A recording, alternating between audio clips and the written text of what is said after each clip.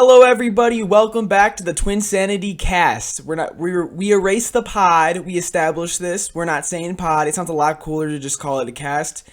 And it's our third episode. I can't believe we made it so far. 3 episodes, and we still haven't quit. So yeah. Oh, look at you, my little pod champ. Still going through. We're still pushing on. You mean pod champ? Yeah, pod champ. That's where the pod went.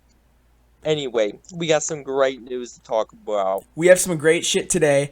We have some very juicy, meaty, delectable, scrumptious type of shit today. So, the first thing we wanted to talk about today is how Sony Japan is actually getting a reformat. I kind of had this written down as like, oh, Sony Japan is like getting deleted, but that turns out not to be the case. The team, I think that's called Asobi, which did, what's that game called with the little robot man? Uh, Astrobot? Astrobot. So the company that did that, which was part of Sony Japan, is still staying. They're basically kind of just reducing the size of Sony Japan by a lot, meaning like less games by them, because Sony Japan used to actually work on like multiple projects at once, and they weren't a company that did like one thing at a time. So the thing is, when you reduce that size, obviously there's going to be less games coming out. And for people who've been like, really hoping for a game such as Gravity Rush or the minority like me who want another Knack game, that seems Factory? exactly. That seems like our chances have been lowered a little bit, but not, it's not like it's impossible for it to happen. It's just like if it does happen, the rate of it happening is going to be much slower because, like I said, less team. So yeah, what do you think about this? I mean, I really wanted to play. I really wanted them to actually like make a Gravity Rush 3 because after I finished Gravity Rush 2 and at the end of the game, like you just really want to see what happens next for that franchise. So I really want to see Gravity Rush 3 and I know a lot of people really do. Um Sorry, Alex. But and then Knack 3, of course, Knack 1 wasn't at first when I played Knack 1, I didn't really think much about it. I just thought it's a game, it wasn't terrible, but for me it just wasn't like great. But then Knack 2, I actually think it improved a lot, and I actually really do like Knack 2. I want them to make a Knack 3 because the Knack 2 gameplay is really fun. Yeah, and the thing is, the only thing that I'll say Knack is consistently pretty terrible on is like writing. Well, obviously it's not like going to be like Oscar worthy shit. It's fucking like a platformer or whatever. But like the thing is, I'm saying like the characters are not memorable at all. Besides Knack, I mean, I don't think any of the characters never are even memorable. Like the main child looks like that bitch from How to Train Your Dragon. So like, You're right. there's no He does originality. But yeah, so exactly. and You're right. like so a lot of about like the actual identity of the series is very kind of weak. But the thing is, like, they have a lot of going, like, a lot to work from, such as, like, the relic thing is kind of unique and kind of cool, honestly. Like, that big ass motherfucker can become a midget. Oh, wait, I shouldn't have said that. That's probably a slur. But, I was gonna say. Anyway, pretend like I didn't say that, guys.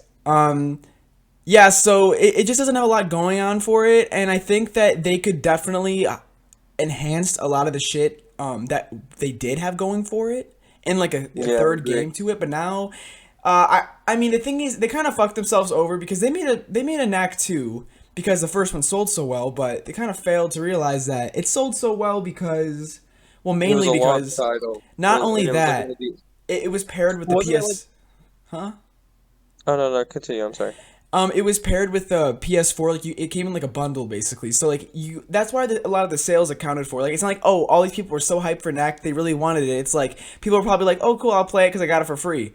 But if you're gonna make a sequel to a game that was, given to people for free, there's no logical reason why you should expect it to do anywhere near as well as the game, or as that game. Because like you have to pay for this one. Uh, Yeah, exactly. yeah, so it's that, and then a third game, like they probably, I think it was probably a thing where they were putting too much budget into something where they weren't getting that much of a return from.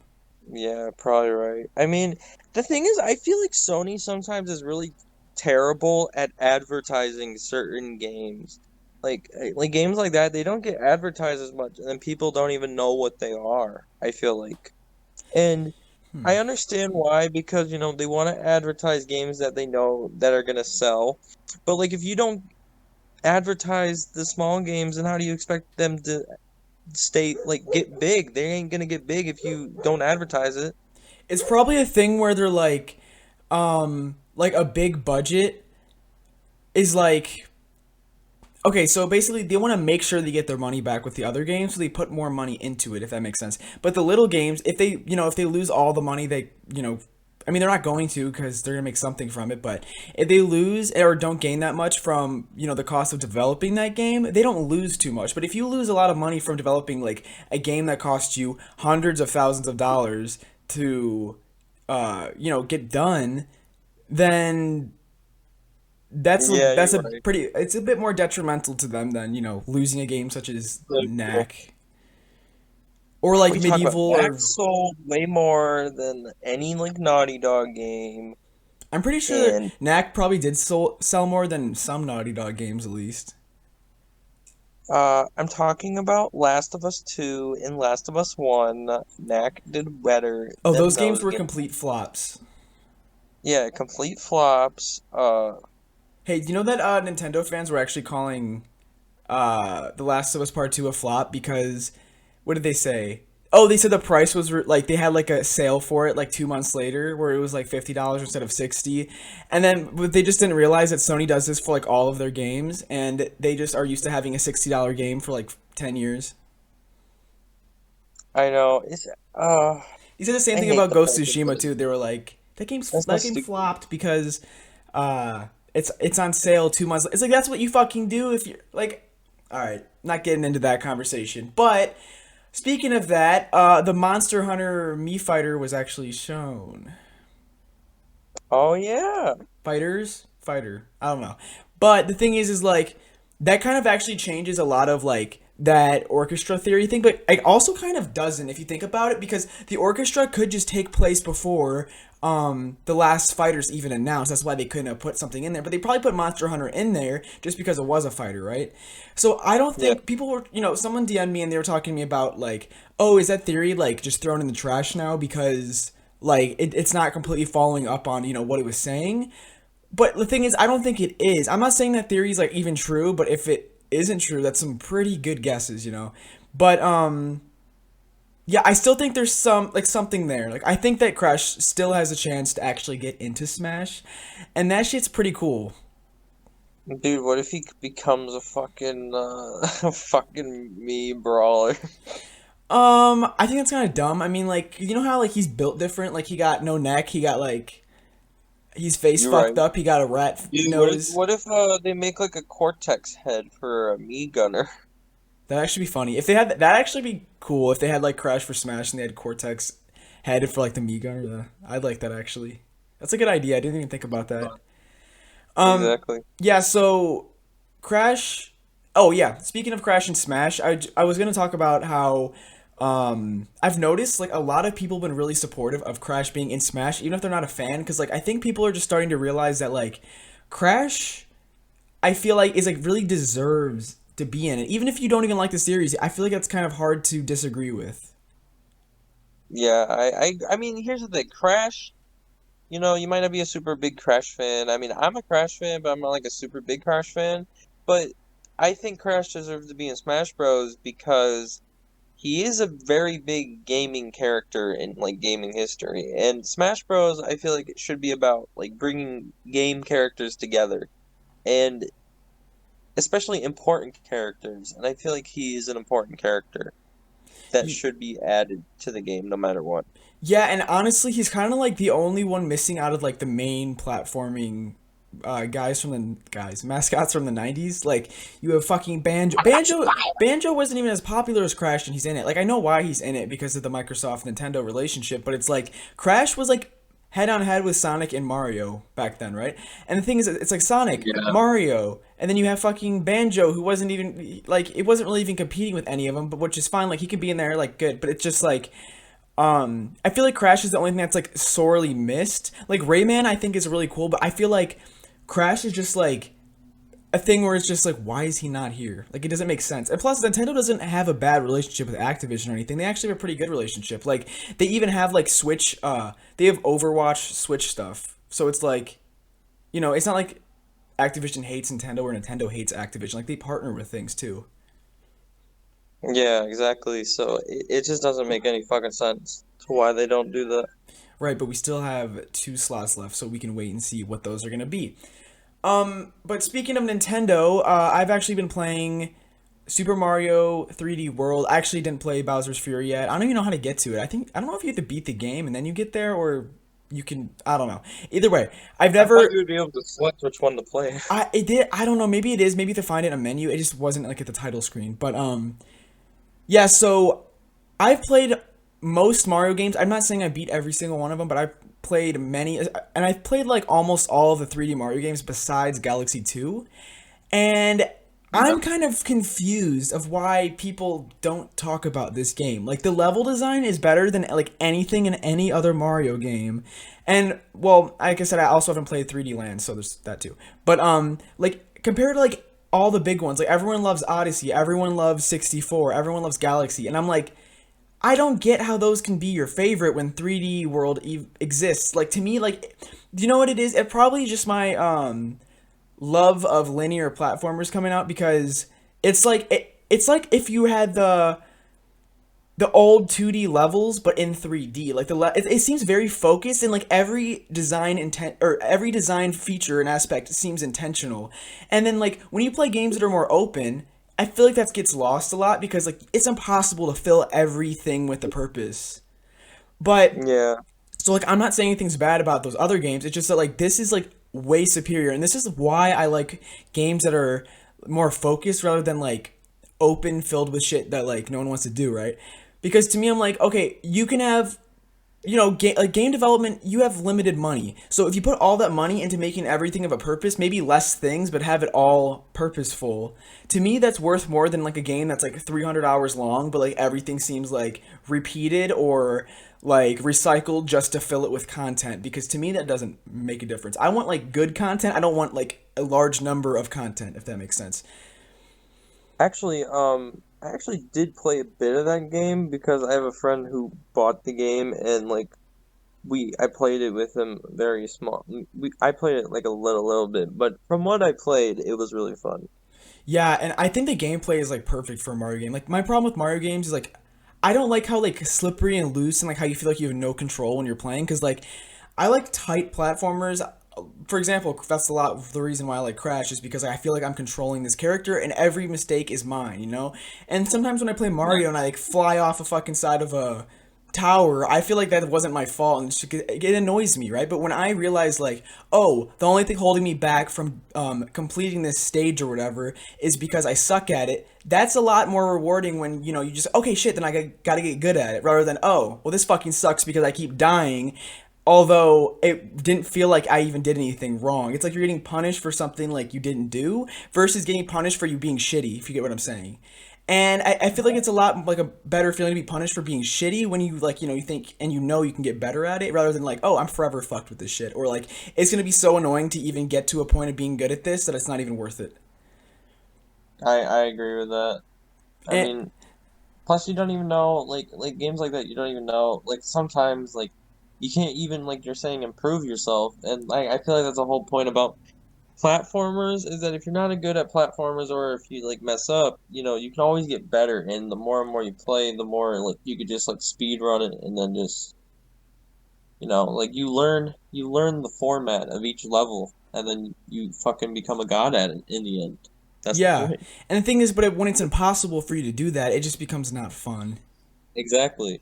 But what have you And been that's the fun playing? part.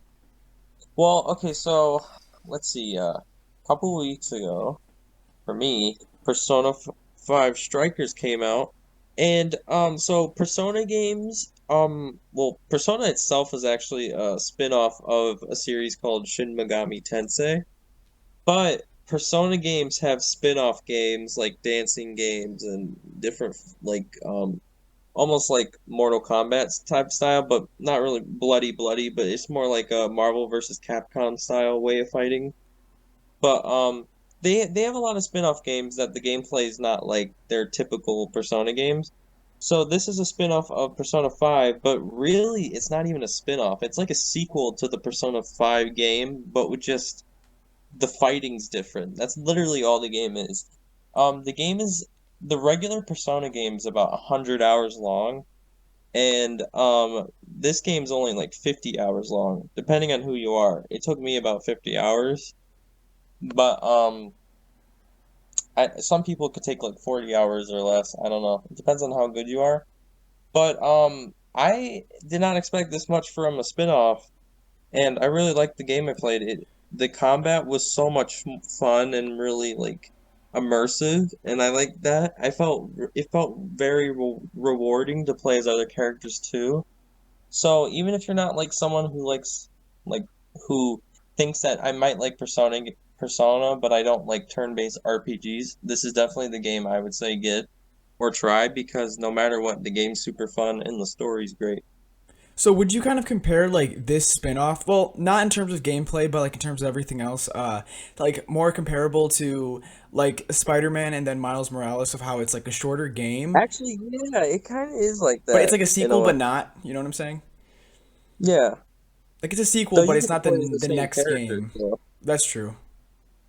that's the thing. Like, cause normally, like Persona, like each Persona title, like number, like Persona 4 or 5, and whatever, like they're always different, completely different characters. So Yeah. that's why it's not called Persona 6 because Persona 6 would have a completely different cast. Yes, that's how I thought it worked. And it seemed Yeah, like that's I'm how right it works. about that. But it's nice to see like a sequel for 5 and see what happens like a year later in the story. Wasn't But that I had a game on lot of fun with Switch? it. Yeah, this game is surprisingly on Switch, which is weird because you would expect the turn-based RPG game to be on Switch and Right. not the action game. Yeah, especially when the other one was on PS3 as well. It's like if you can put that on a PS3, you can put, you know, Yeah, because Persona 5 originally came out on the PS3 right. and PS4. So, Yeah, so if you like, that is kind of strange, especially like you said, like I don't know. I feel like Japan is more known for like the turn-based RPGs rather than just like full-on hack and slash or whatever you'd call it. yeah, I mean it's a turn. It is a hack and slash. The Strikers is, Hmm. and I just find that weird. But I mean, it's cool no matter what. I mean, I was thinking about buying it on the Switch, but I'm like, what's the point?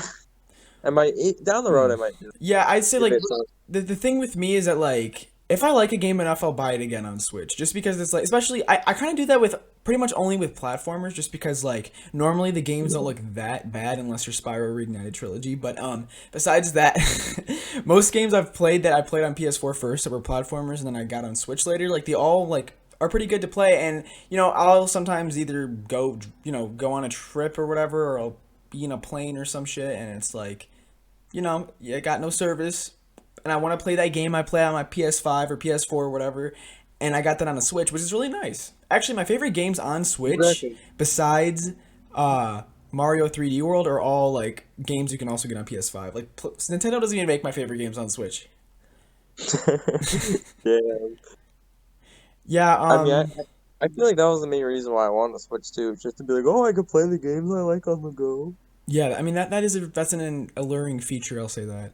But like the Switch, I also heard like there's been more substantial rumors about and I don't know, is it a rumor or a leak or both, about like the Switch Pro being a thing where like the only detail I've seen of it is that it's getting like the screen for the Switch is going to have like a OLED Samsung display, and I think it could be 1080p, and then you dock it and then it can go up to 4K or has Well, 4K sweet. output, which is nice. But the thing is like for me, it's like I feel like I'd rather have the developers like put their efforts into making like a game look a lot better at 1080p rather than having like what the games look like now but at 4K.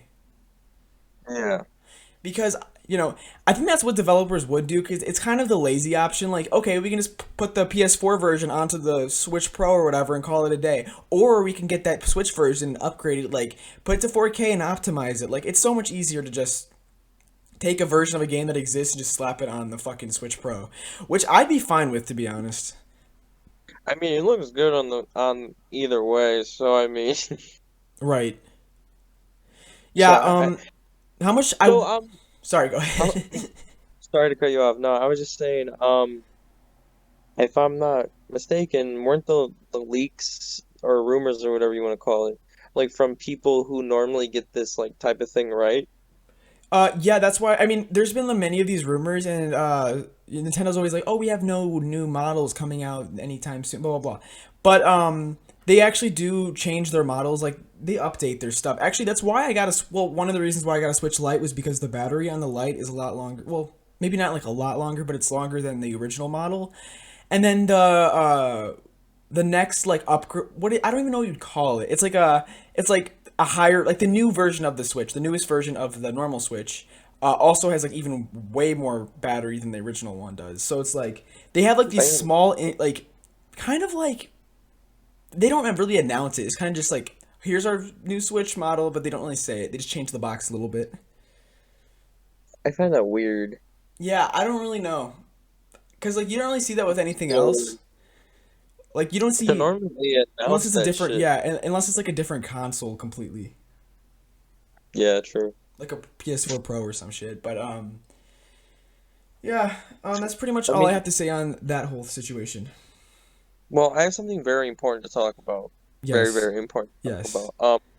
So Space Jam 2, we're seeing more pictures of it. LeBron James, it's LeBron James. What do you expect? Looks the same as always. Um, but you know who doesn't look the same Shut the and fuck should look up. the same? Shut the fuck. Lola Bunny should look the same, okay? Where this is just such a disappointing news. Go on Twitter, you'll find people like me who's in their basement You have a crying. Discord server to run.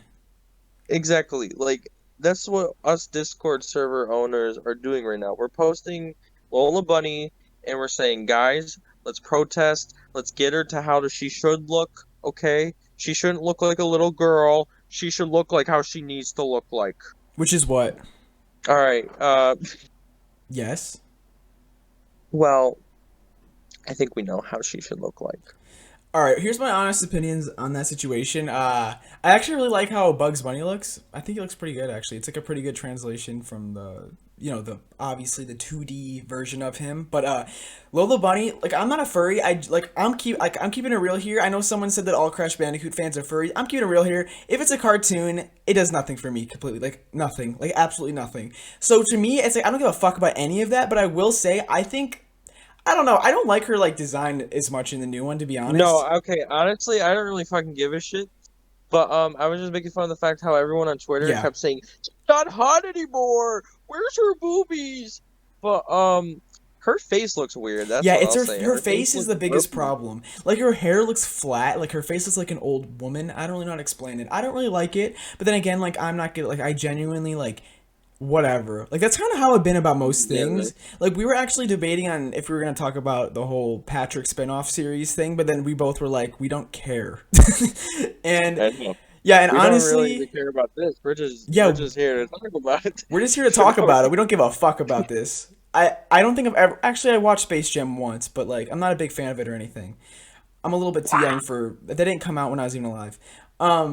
But yeah, it's just like sometimes on like this podcast, like there's stuff we discuss, but then we're like no because we just don't care. Like I feel like it'd suck to go on a pod like let me listen to this podcast, but people sit there and talk about like literally just say the news and say okay next like no that shit like Yeah, we there's exactly. an okay well for all who don't know there's a new Patrick show and I just don't care about it. That's all I gotta say. I mean, it's not like I'm gonna watch every episode and then come back on the podcast and be like, okay, guys, here's my review for Right, the Patrick show. right. And it's like you know I don't know, I feel like people like just I kind of get jealous of people who, their life is like so easy to the point where like they can sit there crying all day about a fucking Patrick spinoff that they don't have to watch. I don't. But that's pretty much where my thoughts on the whole situation kind of stop. I mean, I wish that were my problems. Yeah, that seems like a great life to have, to be honest. Exactly. Just sitting there. Just sitting there in my pool watching the Patrick Show, relaxing. Hate watching it because Steven Hillenberg apparently hated it. You know what? I'm not going into that because that's already been debunked. I don't need to hear it. I don't need to Yeah. talk about it. I don't need to talk Yeah. about it. But I think that's pretty much wraps up our podcast and what we had to say for this week. You said Todd. Oh my god. Oh my god. Yo, oh my God, you gotta bleep it. You gotta bleep it. No, I like to be natural. I like to be raw. I like to be raw. Oh. But that's pretty much all we have to say for this weekend or this week or whatever the fuck. I don't know what day it is anymore, to be honest. But if you're watching it on a It's weekend, there January. you go. Cool games. Do you have anything else to say? Very cool. Stay cool. Fuck you. All right. Fuck this. Fuck everything. Goodbye, everybody. Come again whenever we decide to make another one. All right. Goodbye.